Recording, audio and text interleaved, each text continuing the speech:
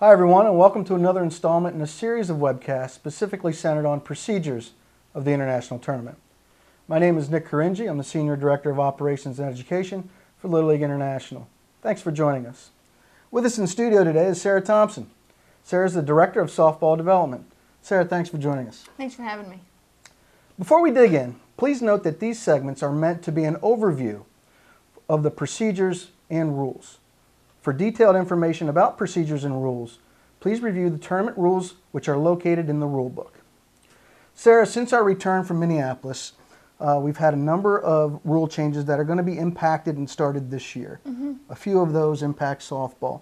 So let's dig into those if we may and talk a little bit about those.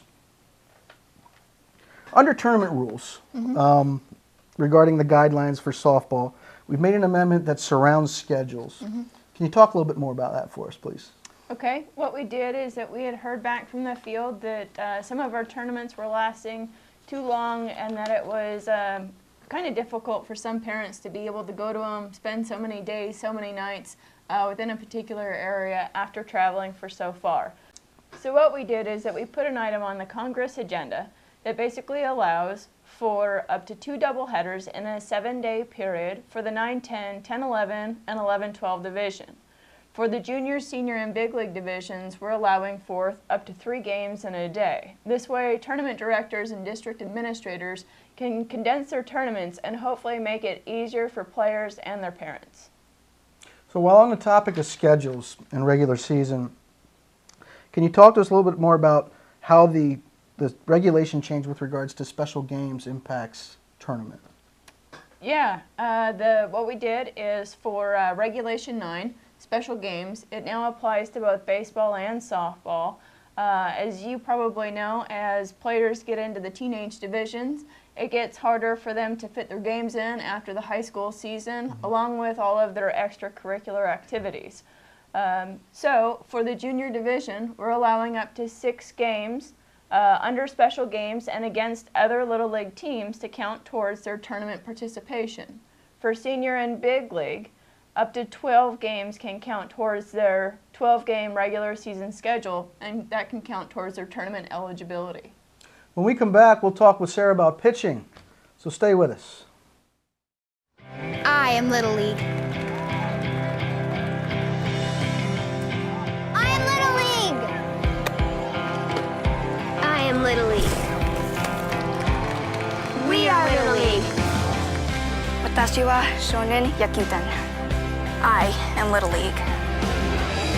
Sportsmanship, teamwork, character. Little League, big dreams.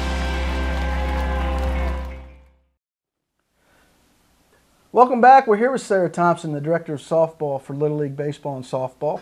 Sarah, pitching has always been a discussion topic at the league administration clinics we go to, as well as the district administrator clinics and road shows for that matter. The request has been to kind of provide more flexibility in our softball pitching rules.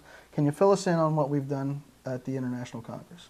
Sure. As you mentioned, we've been hearing feedback from every different angle: road shows, DA clinics, tournaments, softball advisory committee, saying that they wanted to have some additional flexibility with our pitching regulations.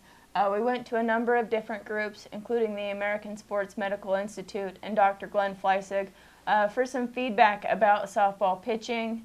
And what you see on the Congress agenda is what we were able to put in place.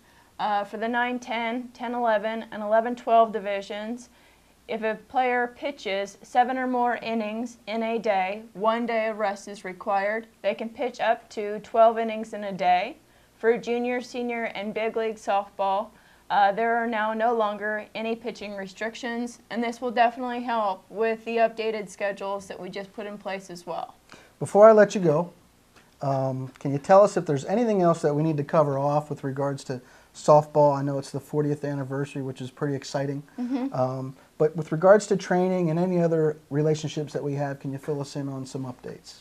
Sure. Most exciting as we're coming through the tournament section is that we're going to have some additional games on ESPN. We have 4 more games being broadcast at the Little League Softball World Series. The semifinals is now being broadcast at the Senior and Big League Softball World Series.